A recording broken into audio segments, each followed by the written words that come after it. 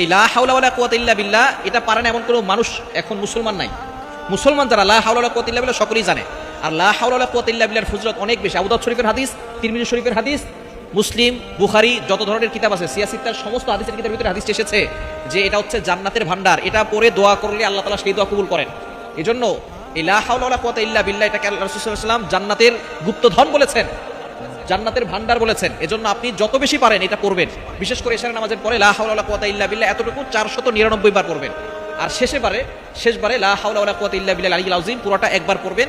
এরপর আপনি আল্লাহর কাছে দোয়া করবেন। আপনার কাকুতি মিনতিগুলো আল্লাহর কাছে বলবেন। সন্তান কথা শুনে না, আপনার সংসারে অশান্তি, স্বামী কথা শুনে না, সন্তান বিয়ে হচ্ছে না অনেক মেয়ের, এবং আপনি দুশ্চিন্তায় আছেন, ডিপ্রেশনে আছেন, ফার্স্টেডের পিপল যারা, এশার নামাজের পরে এই দোয়াটা পড়বেন।